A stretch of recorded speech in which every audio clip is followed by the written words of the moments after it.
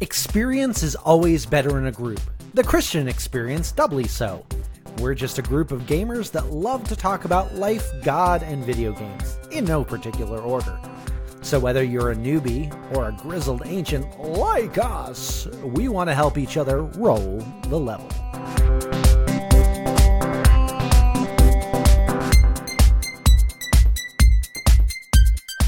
Hello, everybody, and welcome to another week of Roll the Level podcast.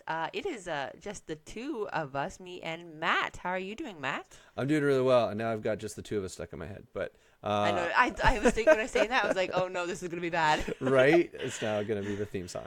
No, I'm doing really well. I do miss Dame. It's kind of a weird series of events. I'm actually getting ready to go on vacation later this week, which is normally when we record the podcast, and Dame couldn't record the podcast at all this week because he's been crazy busy. So Sarah, you graciously said, yeah, we can totally try to squeeze this in before the stream. So thank you. Yeah. Thank you for that. Well, the stream might be late again, but yeah, that's right. I don't want to adjust the time though, No because I'm a maritimer at heart because I'm from the East Coast and we're late for everything. So if we adjust that time, it just means I'm going to be later. And we don't want that. But I am doing well though. How are you doing? Oh, I'm good. I've been thinking of caffeine lately, which makes me sad. Oh no! Do you just sit and contemplate caffeine? I do. I'm like, I really should just try it again, and I'm like, no, it'll ruin my day. Oh, so sorry. Yeah. But enough of my travesties.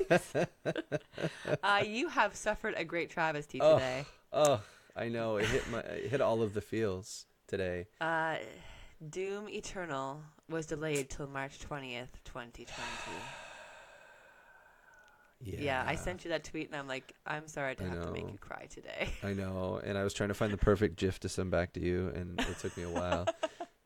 But I feel like the Will Ferrell from Elf's No Scream is probably the best GIF I could have sent. So, yeah, that was pretty sad news. I have been, I mean, if you've been following the podcast, I've been saving up and putting money down on the Doom Eternal Collector's Edition, physical Collector's Edition for probably the crazy edition. Yeah, probably 5 months now. I think I've been saving at least. Yeah, once it was announced, you were like boom, boom, boom. Yeah, I went in the next day and dropped $15 on it, and I've slowly been dropping $15 on it, and I'm now several games and consoles lighter. But it's true. Yeah, but I've got most of it paid off, which is exciting. I've got awesome. $30 left on it or something.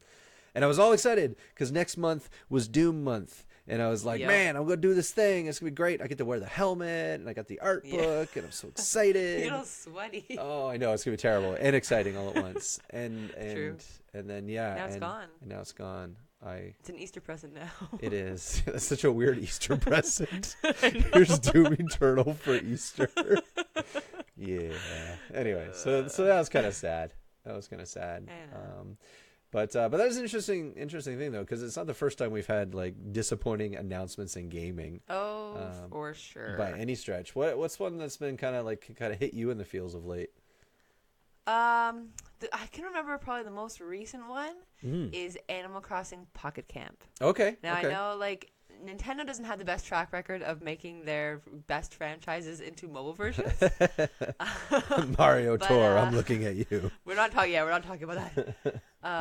But I was so hyped to finally get it seems like it would be such a great game to just take everywhere, just to help out your villagers once in a while. But the stripped down version that we got, I remember watching the preview video for it, the Nintendo Direct, and they were like, "Oh, you're gonna put all your furniture in your camper," and I'm like, "A camper? I want a house. I want to pick my fence and my roof and I want a house. I don't want my little lawn outside. I want the house." And then all the little things you do for the villagers was bring me 3 fruit. That's all they wanted was fruit all the time. I'd go to one area, I pick the 3 fruit. I go to the other area, here's the 3 fruit, and I would do that. And I was doing it forever, and I just felt emptiness. It was empty. There was a void. I was so disappointed. So now I'm just frothing for Animal Crossing New Horizons, which is also in March. Okay. But yeah, okay, that was probably my recent oh, this is just so bad. Yeah. No, it's always terrible when this stuff happens because you're just and part of it unfortunately is the hype train, right? The hype train just ramps stuff up and makes it so impossible reach those heights. I don't want to not jump on the hype train though. Like getting hyped is fun and being like part of the conversation, but I just kind of am like a little timid to go on the hype train now. Yeah, no, that's fair. It's funny. The last time I was really on the hype train before Doom, and I can't say I was really like on. I don't know. I mean, I did like shell out almost $300 for the collector's edition. I guess that kind of puts me in the hype train. But before that, I think the last time I was actually on a hype train for a game had to be Guild Wars 2. Oh like wow! that was like there was a definitive moment where I decided that I was no longer going to be on hype trains. And it was after the release of Guild Wars 2. Yeah. Wow, sad day. Yeah, it just and don't get me wrong, Guild Wars 2 is a fine game. It has it's gotten so much better over the years. It has. So. It's got its pros and its cons and stuff like that. But like just the way it was built up, and probably mostly in my own mind, but the way that game was built up, and then just like when it finally released, and within 2 weeks I'm max level, scratching my head, going, what do I do now? What's next? Yeah, and there wasn't really anything to do. That was a big letdown. But we have to move forward, right? We got to press forward. Exactly. In the midst of the these, next WoW expansion will come out, and we'll be fine. Yeah, and March is just around the corner, so it's fine. Exactly. Fine. Yes. And as a bonus, they're now if you pre-ordered Doom. Sorry, side note. If you pre-ordered, you're getting N64 version as well. Yes. So that's because everybody exciting. wants that. Well, I'm super excited because it'll just complete my collection on PC. That's true. And then I'll just have to pick it up on Switch to complete that side of the collection. You need everything on Switch still. Yeah, well, I've got all of them except for Eternal and N64 version, but I'll wait for a sale to get those. Or actually, I'll just wait for the port and see if I can review it. Is my game plan. So. Yeah, because that'll be later, so you got a chance. Yeah, it's true. So I'm excited for that. So it'll be good. But that does bring up an interesting topic, and it's this topic of in the midst of the stuff that happens in life, in the midst of those real tragedies, not the bumping of a game date or anything, but actual real life struggles. Like how do we face those? How do we move forward in them? Because the Bible actually, the Scripture actually is a really interesting perspective on that. In 1 Thessalonians 5, Paul talks about this idea. Like he kind of gives this at the end of his book. He gives this final instruction to the Thessalonians, and in there in verse 16 he says, "Rejoice always." That's the whole verse. 16, rejoice always. 17 is just as long. Pray continually. So you got rejoice always, pray continually, and then 18 it says, give thanks in all circumstances, for this is God's will for you in Christ Jesus. And that's a pretty intense command, right? I wish it was from memory verses. Yeah, it's true. It's true. But like just 3 little verses with some pretty heavy weight to them. Yeah, they do. And I mean, that raises the question, like, how do we do these things? How do we rejoice always? Because sometimes life is really hard. No kidding. Sometimes we face things that's just, it's so much bigger than us, and we look at it going, are you kidding me right now? Sometimes I just find it so easy to just get caught up in the negative too. Like it's just kind of a spiral, like a tumbleweed. He just keeps on going. Yep. But yeah, like once you're in the deepest parts, you kind of feel lost, and you don't want to find the good anymore. Kind of like it's just not attainable to you anymore. Yeah, it's very feel at least. It's not true. No, absolutely. Like it's very easy to get stuck in that rut of feeling hopeless and feeling like there's nothing more you can do. And it's a very real thing. I mean, a lot of people get stuck in that space. And we were talking the other night, actually, at Life Group. For our listeners, Sarah and I are both part of this. Actually, Sarah and her husband and I and my wife, Tara, are in the same Life Group together. And it's just, the Life Group's just this awesome opportunity to hang out, eat food, and talk about Jesus, and then support. You brought the drink coffee part. It's true. Oh yeah, there's all of the coffee drinking too. But we're in Life Group, and this topic of like how do you deal with the current circumstances when they're not great, and I think there's some really good practical wisdom that came out of that discussion, and I thought it'd be kind of cool if we could share a little bit of that right now. But Sarah, you had some cool kind of things that you do that help you kind of in that command of rejoicing always, praying continually, and giving thanks in all circumstances. So why don't you share a little bit about your experience and what kind of some of the disciplines you put in place?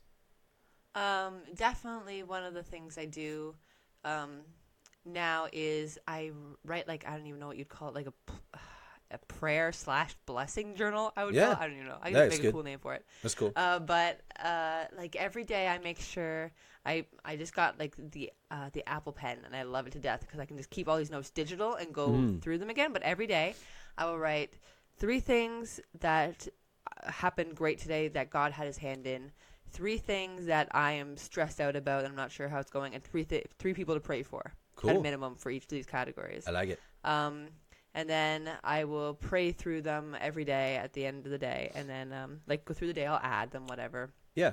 And then the next day, if any of these stresses are still with me or any of these people still need praying for, they'll just keep continuing down the list and keep on going. And then as you get further and, like, stuff starts coming off the stress list because you realize that God is working through all those things, and they're going on to, like, oh, those were my good things this day, and they weren't on the terrible list that time. So I really love going back and just seeing, like, oh man, like, you don't really think about the great things that you have.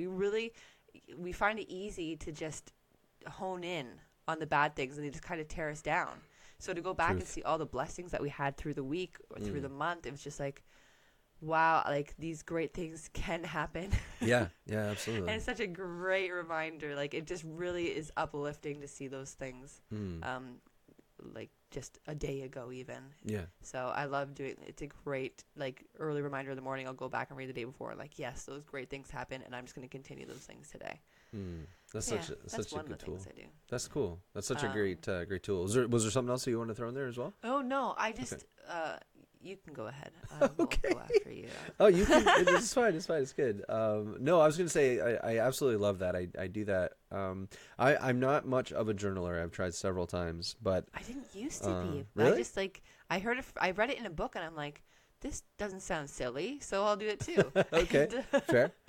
And I got into it. And I'm like, it has really helped me, like, just focus. Cool. On good things rather than just being stuck on, like, oh, so, like, because my prayers would be so selfish, I would find, like, woe is me kind of thing. Yeah. So when I can, like, go back and read off of my list, and it's like, oh, there are good things too, thank you. Like, there's thank yous to be put in there, not just like, please, do this for me. Yeah. So, yeah, it has really, really helped. That's so good.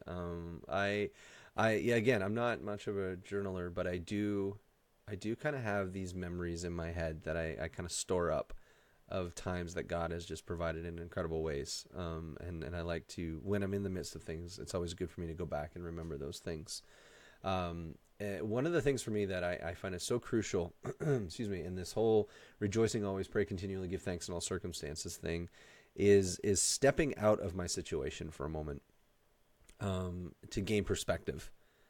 Because I find a lot of times when I get focused in on the problems without proper context, without proper perspective, it's so easy to get stuck in that woe is me mentality, right? Because all I can see is the problem. You know, all I can see is this thing in front of me. It's like when you're walking down the road and you come up to like a chasm, but you're looking down, so all you can see is the chasm. Yep. Instead of looking up and realizing 20 feet to the right is a bridge. But we get so focused at looking down at the problem that we lose perspective. And so I found myself one of the disciplines that I really try so hard to practice, and some days are better than others, and I have great people that remind me of these things.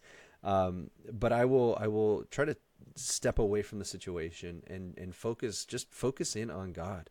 And who he is and what he's about, right? Just out of Matthew, out of Matthew 6, seek first his kingdom and his righteousness. Seek first his kingdom, what he's doing, and his righteousness, who he is. And everything else kind of falls in place. And I love that passage. Like, it's one of my life verses because when I get that right, when I actually have my focus there, God actually gives me a right perspective on these other things. And I start to see things from his perspective, and it's like, oh, wait, God of the universe, he's got this. Right. That's important to remember. But it's so important for me to stop and be intentional about doing that. And sometimes that means like literally getting out of whatever space I'm in. So if I'm physically at a location and I'm dwelling on something or wrestling with something, a lot of times I'll jump in my car and just drive away from that situation, or get out of the space and go for a walk. Right. Sometimes that is like listening to music. Sometimes it's going for a run. Sometimes going for a run just allows me to get out of my head because I have to focus on not dying. Exactly. Right. Keep breathing. Yeah, I gotta keep breathing. But it helps break that cycle. And that's a cool thing too. Like when it comes to like these disciplines, there's not like this like list of 5 things that you can do, and those are the only things you can do to get closer to God, right? It's a much bigger. Pastor Tom, he's our lead pastor of the church. He always talks about creating a menu of spiritual disciplines. Like, what are the things that connect you to God? Is it jumping on your motorcycle and going for a drive? Is it going for a hike? Is it cooking? Is it reading the word? Is it praying? Is it, fill in the blank? But to create this menu, because life has ebbs absolutely, ebbs and flows. I was going to say, I don't want anything off the fish menu. It's not going to work for me, but I'll take stuff off the vegan menu. That's great. Right, so absolutely. You got to make your own menu. What works for you? It's true, and that list changes and it develops, but again, we have to be intentional about constantly developing that out and finding those things. And so for me, like to rejoice always and to pray continually and to give thanks in all circumstances, I can only do that when I step back and see what God has done and see what God is doing and remember who he is. And that happens practically by drawing close to him, in these different ways, via reading or praying or running or walking, or sometimes it is writing. I don't journal, but I like to write. And so a lot of times it's just writing. But yeah, I think there's we have to be intentional about stepping out of that situation and looking at it from a different perspective. Yeah, for sure. I think that's something that keeps me intentional is definitely being in community. Yeah. Is definitely a big thing. Good insight. If I'm in a bad spot, and I'm someone who dealt with depression, so I know bad spot. So I will go to my accountability partner. Everybody should have somebody that they're accountable to. That's that's in the kingdom kind of thing, because you will work together. They will take care of you. They'll message you. They will just give you the support to get out of that place, because they want to see the same thing for you. They want to see you in the kingdom with them, and they want to see you prosper.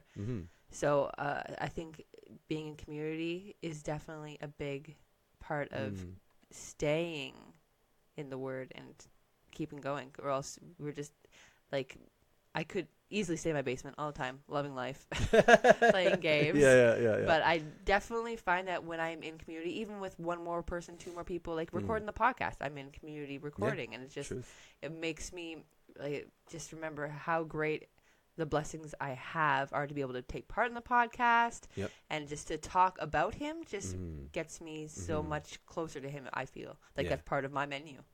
Yeah, I think that's so good. I get super jazzed when I have the God talks. No jokes. Like, one of my favorite things in life, and it's actually on my menu as well. One of my favorite things in life is just to sit down with a couple friends and just start talking about Jesus, and just watching how Christ just dominates the conversation, and I mean, we just go forever. Like, it's so good. Like, there's just, I mean, Dame and I used to do it in college all the time, and on the rare occasions where we actually get to see each other, we do that. But I've had friends over the years, and that's been just that connect point for us, has been sitting down and just talking about Jesus and talking about the lordship of Christ and justification by faith and all these incredible things about God. And the awesome thing about talking about God is you're never going to run out of things to talk about. Exactly. It is one of those infinite topics. It's like he designed it that way. But yeah, I think that's a great point, Sarah, that community is so crucial in this, because we can so easily get distracted and forget. Oh, for sure. It is so easy to get sidetracked. Right? In this world, no. Yeah, exactly. It's like that quote I shared last night from Doctor Who, right? Oh yeah, that was good. Forgetfulness is the human superpower. It's why we keep having babies in war. And it's true. We forget so easily, even the incredible blessings of God, and we need those reminders. For sure. But yeah, so I think, when it comes down to this command of in 1 Thessalonians of rejoicing always, praying continually, and giving thanks in all circumstances, man, that only happens when we are intentional and practical about focusing in on the things of God, who he is, what he's done, what he's doing, what he's going to do. And there's an intentionality there that has to take place. So, For sure. So it's good. Well, Sarah, thanks so much for joining me on this fine evening. Of course. And to our listeners, thanks so much for joining us on this grand adventure that we're going on of talking about life, God, and video games in no particular order. I believe next week is just you and Dame, isn't that correct? I think it's just the two of you guys. I am all of the episodes. Yeah, you are. Good job. Way to be the anchor. I appreciate that. It's good. But anyway, to our listeners, thank you so much for listening and watching. Be sure to follow us on Twitter at Roll the Level.